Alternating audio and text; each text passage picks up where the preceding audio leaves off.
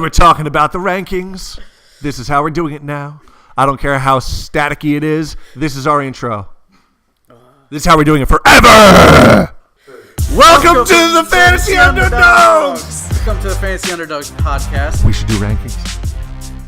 Today is January Just gonna mess with Richie the whole time. 26th, 2019. Are you sure it's not the 27th? No, today is the 26th, Saturday. I'm willing to do a prop bet just on that alone. Yeah? It is Saturday. I'll bet the house. The house? Yeah. Mike's house? Mike's house. I bet Mike's house. I bet Mike's house too. Whoever wins gets Mike's house. I like that. First bet of 2019. Here we go. I'm going to settle my bet. Yeah. Anyway, today's show we're gonna do our way too early rankings for 2019. We're gonna give you picks our 1 through 12. Coming in at our first pick is gonna be unanimous decision. It is Saquon. Barkley. Yep. All day. Not much more we can say about him. Wait, you have Adrian Peterson number 2?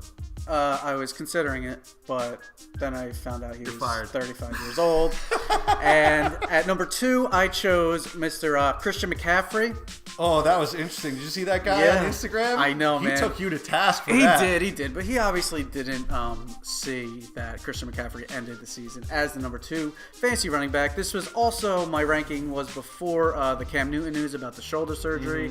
I do think that'll play a big role in future rankings of him if he's healthy. I see him being a top 3 guy, mostly for the receptions alone. I mean, he led the league in receptions for running backs. This is half point PPR rankings, just to make that clear. Okay, yeah, here. Half point. He broke Matt Forte's record for receptions. I mean, that's huge. He had over, I think, 15 touchdowns. Yeah. He was a stud all year, and then especially end of the season. I mean, what did he get? Almost 30 points a game, 25 plus a game. Pretty good. You know, that's pretty solid. Before. So that would be my number 2 ranked player going into 2019 at this point in time. And I disagree. Because the number 2, I think, easily, you have to look at Zeke. Zeke makes the most sense as the number 2. My biggest thing is, honestly, offensive fit. Zeke makes the most sense. You see the success he's had in multiple years in a row now.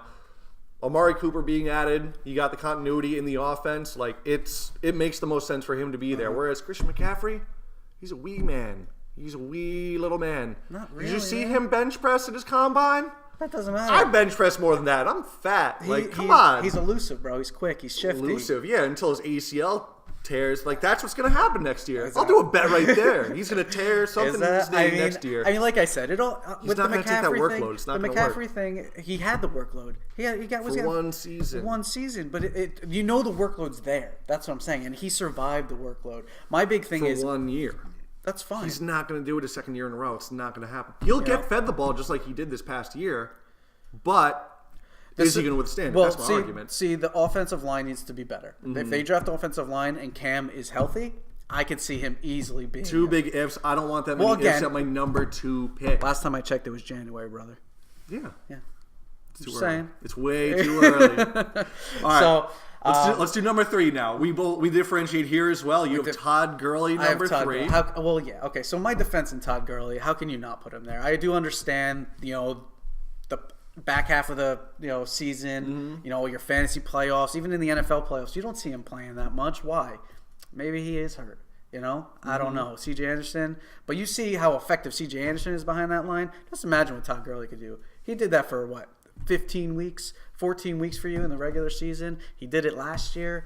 I mean, this offense is not going anywhere. The offensive line is really good. He looked good.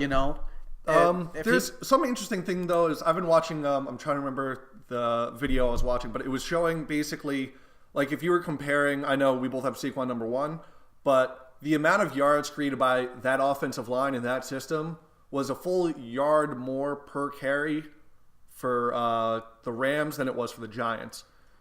Saquon was creating those yards, whereas I think if you traded Saquon for Todd Gurley, those 2 offenses, you'd see vastly different numbers. I think Saquon would have he had an insane season, but he would have possibly one of the best seasons of all time behind the Rams system. When I watched Todd Gurley every single game this year with my one league, he didn't look like, yeah, he had great stats. But when you saw him, he wasn't nearly as explosive as he once was. He was a workhorse. He got the work, but he didn't look. He wasn't wowing me like Saquon did. Yeah, I don't know. That offense just they're going to move the ball. But are they? I think was it Andrew Whitworth? He's probably going to retire after this year. That's what he said. He's old. They're saying he might retire. I think that's big. Have you seen him in the playoff games? The playoff games? Andrew Whitworth? Just the Rams' offensive line. Yeah. They are blowing people off the wall. Yeah. Blowing people. The holes are huge. Huge. You have a guy that was they were doing that all year. All year long. And I mean, I don't know for a fact that any of those linemen are free agents or if they're going to be lost in the offseason. But if they stay together, I mean, how can you not say Gurley's a top 3 guy? I mean, the guy, what do you have, like almost 20 touchdowns this year? Yeah. I mean, that's remarkable. That's pretty good. You know, and it's coming off a year where he was the fantasy MVP. He was an MVP candidate. Yeah. You know, so, I mean, to have him any lower than that, I don't think so. I mean, maybe going forward he might jump McCaffrey, like I said, depending on the situation. I have him one spot below because I have Kamara as my number 3. I think just with Mark Ingram possibly leaving, even if Mark Ingram stays, I think Kamara is... It's, for me, my top 3 picks, I just want to know what I'm taking. Yeah. I want the security plus upside. Like, I might take... I think, like, if you move down my list, I actually have Joe Mixon as my number 8. I like him talent-wise. I think, like, there's a lot of comparisons with him, Le'Veon Bell. But he's had injury problems. You don't know how that system's going to look. New coaching staff this year. There's players moving around. There's not the continuity with the Bengals that there is with the Saints, the Cowboys. I think that it's a risk, but I want the sure thing. Kamara, I know what I'm going to get out of him next year. Top 3, I think that's why you take him. Yeah, I mean, I have Kamara at 5, and I love Kamara. The only reason I have him ranked at 5 is because of Mark Ingram. We don't know where he's going to be. If he ends up staying in New Orleans, I would say Kamara is around 5. I would say 5 would be. What do you think if they take like a running back that's a Mark Ingram type, like more of a plotter, power back in like the 3rd, 4th round? Do you still feel that way? It wouldn't. No. No, I think a rookie coming in is not going to steal that many touches from Kamara. If they choose to let Ingram go, that means They might have said that about Ingram a couple years ago when Kamara came in, though. Maybe, but Kamara's a different back, man. That's true. You're not gonna get that twice. Yeah, I mean, if you do, you hit gold, and your scouting guys are incredible. But I got Kamara at 5, and I like that. You know, like I said, if Mark Ingram leaves, chances are he does move up the rankings. Yeah. You know, because he's gonna get that volume. He's gonna be your 3-down back. He's gonna get your touchdowns, and that offense we know is explosive. I think let's move down actually to because basically we've talked about our top 5. Yeah. I have McCaffrey 5. You have Kamara 5. Moving down to 6, a big differentiation we have is you have Gordon number 6. I don't even have him listed in my top 12. Yeah, I love Melvin Gordon. That offense, I mean, that's what they do. He is the focal point of that offense. Rivers loves to dump it off to him.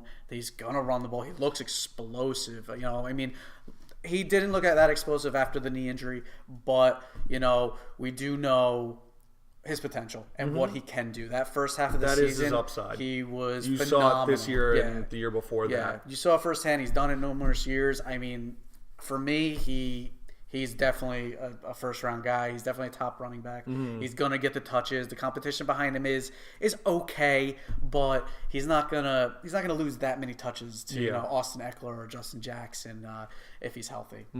So that's why I would take Melvin Gordon at 6. I see you have James Conner. Yeah, James Conner, I really like at number 6. He got hurt too, which is going to be my argument against Gordon. He gets hurt a lot. I know it's kind of hypocritical because Conner got hurt at the end of the year. He came back and looked decent, but didn't look like he was before pre-injury. Yeah, but I think he bounces back, and I like the fact that I think there's going to be more of a focus on the run next year, especially if Antonio Brown leaves. You're going to have him and Juju are going to be carrying that offense, and I think a big part of that's going to be James Conner. I think he'll be able to stand up to it, and it's going to be, you know, one of the last couple of years that you have Ben Roethlisberger in his prime.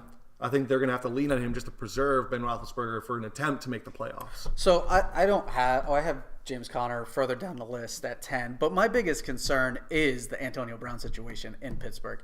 If Antonio Brown leaves, the defenses are going to focus on shutting down the running game because of Conner. Yeah, but you have Juju still. You have Juju, but can he be a number 1? I mean, personally, I think maybe he can. And the Steelers, though, they always find wide receivers. When have they never had good wide receivers? You got they always draft somebody good. The only thing that's good in there and on that team, well, not only thing, the whole offense is pretty good. Mm-hmm. But aging Roethlisberger, he's still got it. Losing your number one weapon in Antonio Brown, potentially, he's still a Steeler now, potentially losing your number one weapon, that's double teams. So that takes one guy back into the box maybe, or you're not going to double Juju, chances are. Juju's getting those single coverages because of Antonio Brown. James Conner had the holes because of Antonio Brown and Juju on the outside. What about, though, I think you got to think about, too, all the drama that they've had on that team. You're losing Le'Veon Bell. You're losing Antonio Brown. Yes, you're losing all that talent, but what's there to say with a more quiet locker room that's more team-focused? These are the guys that pulled through a very tough year this past year. I mean, I agree. I mean, the running game for them has been awesome because of that offensive line. Yeah. The offensive line is phenomenal. I think they're top 5 in the NFL. Mm-hmm. So, I mean, I think Connor is definitely a top 10 guy. Mm-hmm. I just think there's a couple guys that I would rather have like a Melvin Gordon in front of him because of the explosiveness, of the offense and the catching. Okay. Connor doesn't catch a lot of balls either, so that's going to drop him down a little bit as well. Yeah. I think he might have had maybe 30 on the season.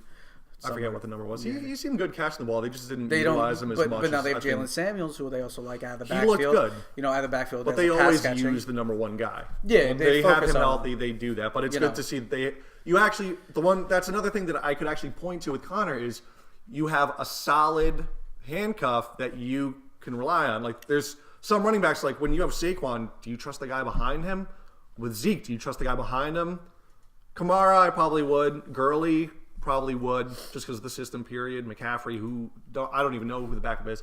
But I think Connor Samuels is a good tandem to have, just to bet on. Let's actually skip down to our next biggest gap, and I think that's the Joe Mixon gap. I have him at 8, you have him at 12. What's your reasoning for 12?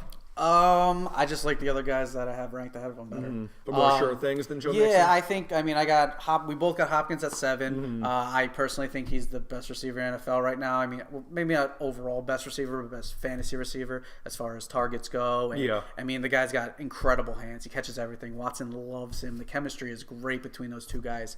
And I could see them making a move, maybe getting a running back. Who say Le'Veon Bell doesn't go to Houston? Maybe they don't have the cap space. I don't know. But if Le'Veon wants to win, he might want to go. That would be a spot. He might want to go somewhere like that. And that, again, opens up. Hold on. I didn't even think about this when we were doing the rankings. Where do you put Le'Veon? Because I think that's really big. I think it depends on where he signs. I think he's top 12 guy no matter where he signs. Right. I just want to run through possibilities. I'm hearing a lot about the Jets. Where do you think? I think I would say he definitely... Not definitely. That doesn't scare you with Adam Gase running that offense? He didn't know how to use his running backs properly, I feel like. I mean, I would like to talk about Gase a little bit later. Yeah. But I think the Jets, they have the franchise quarterback, right? In Sam Darnold. I think so. The defense is not bad. You brought in an offensive guy. The one glaring weakness on the team, as a Jets fan, is playmakers. They got 0. And offensive line. And offensive line, but I would say defensive line. I would say and some linebackers. Yeah, okay, so maybe they're not that good of a team. But I would say the big glaring weakness is everywhere but quarterback. Yeah, and Robbie Anderson. I like Robbie Anderson, and they're green. I like green. Oh, I think Le'Veon Bell becomes a Jet. The Jets have money. They have tons of money, but so do the Colts. The Colts do, but how can the Colts get rid of Marlon Mack? They wouldn't get rid of him. You can't have. Why would you pay Le'Veon Bell? Because they're paying him nothing. Marlon Mack. It doesn't matter. I don't know. I think the Colts need a receiver. They need something opposite of T.Y. Hilton. I don't think the Colts need a running back. They have the 2 tight ends. That's what they use as the opposite receiver. They use it very well. So I think the Colts go out and sign a guy like Golden Tate. I think he'd be perfect for that offense. That would be. I didn't think about that. That's a really good fit. I think that's a guy that would fit their offense. Good route runner. You need someone that does underneath dirty work. That would be perfect. And you saw Marlon Mack, when healthy, Marlon Mack was very, very effective. When healthy. But he's not always healthy. That's what I'm saying. I like Nyheim Hines, but he's not a guy that's going to carry the ball when you have Mack going out. I don't think that team wants to spend money at that position. They have. What about Ingram there? Ingram might be might be a better price point. He might be cheaper. Or, honestly, I don't even think they sign a running back. I don't think the Colts are in the play for a running back, my personal opinion. I think they have a good idea of what they want. Maybe they'll bring in a cheaper free agent, like a Tevin Coleman or something. Yeah. But I don't see them making a big play. I think they're more like the Patriots. They stick a guy in that system. It's going to work. Yeah, basically. The one thing, the two teams that I think are big player, 3 teams I would say, would be the Jets because they have the money. I think the Raiders because they have the money. They have the money, and Gruden he came out and said he wants a veteran back, and that's a good guy for him. I mean, just re-sign Marshawn Lynch. Well, that's something they were saying. They were considering. I heard reports saying they were considering it, but Le'Veon Bell could be a good sign. Did you see the report about him trying to light up a joint or something at Oakland Stadium? No. During a game? Marshawn? Yeah. Of course. Yeah. Of course he would do something like that. Oh yeah, so he could get suspended too if he comes back, just off of that report. Oh god, but that's just funny. Yeah, ridiculous. On the field or like in the locker room? I think it was on the field or in the stands. I forget. I got to look at the report again, but I know it was at the stadium. He was trying to spark one up. Ridiculous. I might be misremembering, but I think because they light a torch for the Al Davis torch, I think they said it was off of that thing. So that's like a monument in the stadium, which would be epic. That would be so amazing. That's just funny. So going back to the Joe Mixon thing, why do I have him so low? I like DeAndre Hopkins a lot. Mm-hmm. You know, he would be my number 1. It looks like he's your number 1 as well. Yeah. So we're both in agreement on that. I mean, Davante Adams, I was very high on him this past season, and the guy just catches touchdowns. Every single week, he catches a touchdown. And speaking of coaching hires, we were talking about earlier, LaFleur going to Green Bay. Yes. I think that's a really good fit. I think that's a good fit. Lot. Yeah, I was doing some things on him. He likes to run a lot of zone run game. Mm-hmm. So he do run like a zone blocking scheme for the running game and everything. I think that helps out Aaron Jones a lot too. I think that helps out Aaron Jones a lot, and I also think that helps Rodgers. It looks like from watching some of the Tennessee tape of what Mariota did, he gets a lot of bootlegs, and Rodgers is incredible outside of the pocket. So until he gets hit and goes out for the rest of the season. Yeah, well, I mean that could go for anyone, but Rodgers is very good. Rodgers is very good at extending the play, running bootlegs, and I mean he loves Davante Adams. Yes, loves Davante Adams. Yeah, and we're at 20 minutes. I just don't see them going away from him. Yeah. You know, he literally looks at him every play. They have no other good receivers. I agree with that. None. I think, when I'm looking at both of our rankings, the thing that I see more is I feel like you're going more upside, like best possible scenario for these guys at the top, whereas you're getting lower, you're getting more surefire, safe guys, whereas I feel like I'm flip-flopped in that. I'm going more for the upside towards like the bottom 3-4 guys. Like I got Chubb, Tyreek Hill, Kelsey, Smith-Schuster is obviously way up compared to where you have him. You don't even have Adams ranked in the top 12. Yeah, I mean he's 13th, so it's close. But, I mean, how could he not be? Yeah, I understand. I understand, but I think that's. I like Smith-Schuster a lot next year. That's a big part of that. I got talked into it by I listened to the CBS podcast a lot, so Heath Cummings was really big on Smith-Schuster next year, and I was kind of. Yeah, I love Juju. If Antonio's gone, I mean, Juju is definitely going to be a top first or second pick easily. And now, what about you? Don't have Tyreek Hill in there. How do you not have him in the best passing offense that there is? So my thing, I mean, he's so excited just to have him on your team is just like that's a fun thing to have. I have Tyreek Hill at 14. My reason being that he's behind Hopkins, Adams, Antonio Brown, and Michael Thomas. These two boom bust compared to them. Is because of the volume of targets that he gets through in a game. This is half one PPR again, so that's true. I think in a non-PPR, you move Tyreek Hill up. Yeah, because he's going to... But he runs the ball, too. He does. He's really good. I mean, he's really good. Returns, punt returns. I think in Hopkins, Adams, Antonio Brown, and Michael Thomas, the bona fide number ones. They're big targets. They have the potential to have over 100 catches. All 4 of them have they're doing everything you want a wide receiver to do, and they have good quarterbacks. That's like the big and they're thing. Consistent. The one thing, I mean, this year Tyreek Hill was a lot better than previous years. A lot better than I guess last year. No, the year before he was, I think, a top 5 wide receiver too. I think but he has big games and he has games he disappears in. These other guys, they don't have games they disappear in. Michael Thomas had a few. Maybe DeAndre Hopkins, no. DeAndre Hopkins didn't. Devontae Adams, no. He Antonio didn't drop Brown, a pass no. all year. Did you see that? Michael Thomas? No, DeAndre Hopkins. Yeah, well, the It guy's was like 100-something targets, 100-something catches. yeah. Or not targets, I should see. He's probably like 180 zero drops. targets. 0 drops. Yeah. But no, Hopkins has the best hands in football. Yeah. No, that's not debatable. Best hands in football. I love him. His route running is precise. He can beat you deep. You know, he can run the route tree. But yeah, that's why Tyreek Hill's a little lower. I think the other guys have more touchdown upside and more reception upside than Tyreek. I know Tyreek Hill could go for 75 yards on a blink of an eye. Yeah. He runs the ball, I get it. But that's why I would have he's 14, so he's not that far down the chain. Yeah. You know. So he's right there. I love Tyreek. Yeah, I like him too.